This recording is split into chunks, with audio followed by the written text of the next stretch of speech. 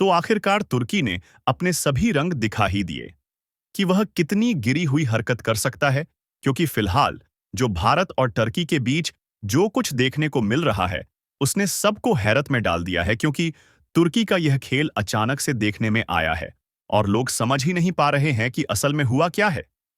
सभी को यही लगा कि टर्की ने अमेरिका से भारत भेजे जा रहे अपाचे हेलीकॉप्टर्स को अपने एयर स्पेस से गुजरने की इजाजत नहीं दी।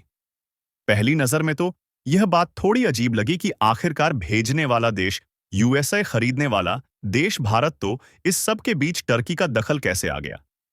लेकिन थोड़ा पीछे की घटनाओं से जोड़ा जाए तो कहानी पूरी तरह साफ हो जाती है। दरअसल भारत ने 2020 में अमेरिका की बोइंग कंपनी से 6 अपाचे अटैक हेलीकॉप्टर खरीदने का निर्णय किया था। लगभग $600 मिलियन की यह डील 2024 तक डिलीवरी पूरी होनी थी।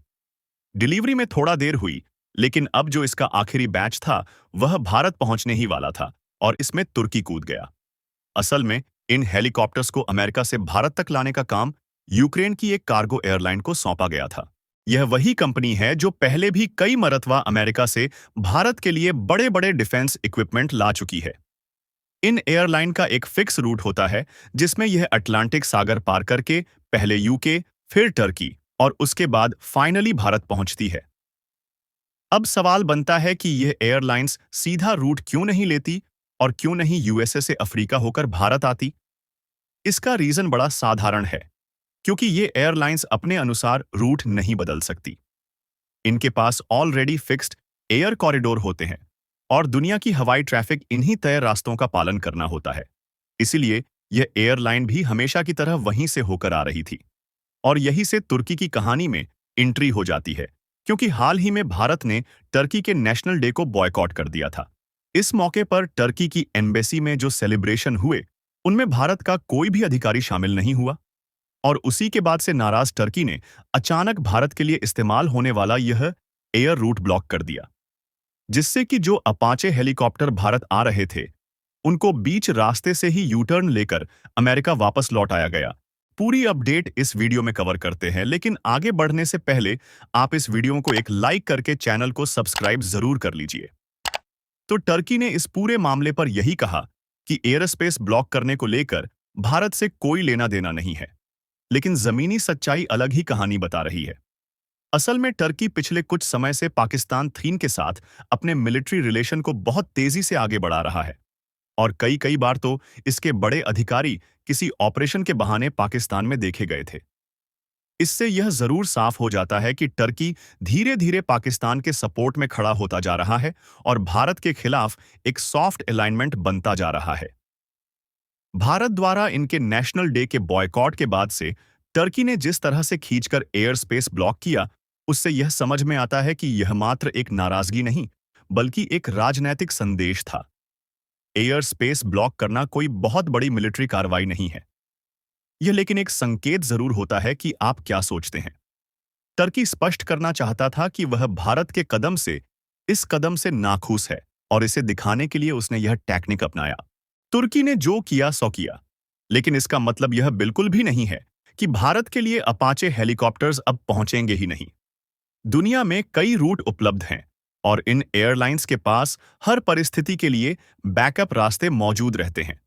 हो सकता है इस बार कोई दूसरा रूट अपनाया जाए, जैसे कि यूएसए से उड़ान भरने के बाद एयरलाइंस सीधे इजिप्ट या ग्रीस होकर आए, या फिर इजराइल वाला रास्ता अपनाए।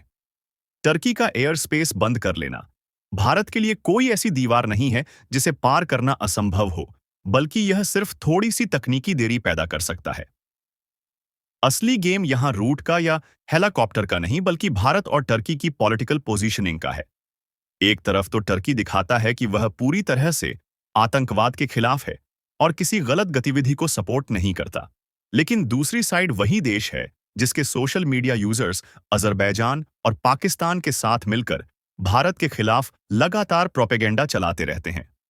कई कई बार पुरानी वीडियो उठाकर उन्हें नया कहकर वायरल किया जाता है और दुनिया में भारत की गलत छवि दिखाने की हर संभव कोशिश की जाती है। इस पूरी कहानी का एक बड़ा हिस्सा सोशल मीडिया वॉरफेयर है। पिछले 3 से 4 सालों की बात करें तो भारत के खिलाफ चलाए गए गलत कैंपेन में सबसे ज्यादा एक्टिव पाकिस्तान, टर्की और अजरबैजान ही रहे हैं। कई रिपोर्ट्स बताती हैं कि कुछ हैशटैग्स को ट्रेंड करवाने के लिए बाहर से फेक अकाउंट्स खरीदे जाते हैं और मिनटों में हजारों ट्वीट कर दिए जाते हैं। यह कोई एक साधारण सी नाराजगी नहीं बल्कि एक प्लान्ड डिजिटल स्ट्रेटजी है, जिसके तहत भारत की इमेज पर असर डालने की हर कोशिश की जाती है। अब बात करें दोनों देशों के बीच ट्रेड रिलेशन की, तो भारत और टर्की के व्यापारिक संबंध पिछले कुछ सालों में काफी बढ़ते जा रहे हैं।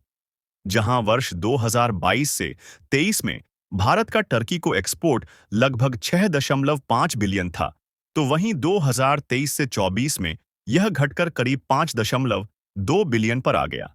यानी सिर्फ एक साल के अंदर अंदर ही लगभग 1.3 बिलियन का अंतर देखने को मिल गया। भारत के लिए यह कोई बहुत बड़ी समस्या नहीं है, क्योंकि भारत दुनिया भर के देशों में हर साल लगभग $450 बिलियन का एक्सपोर्ट करता है। ऐसे में टर्की का हिस्सा सिर्फ 1 से 1.5% के आसपास ही आता है।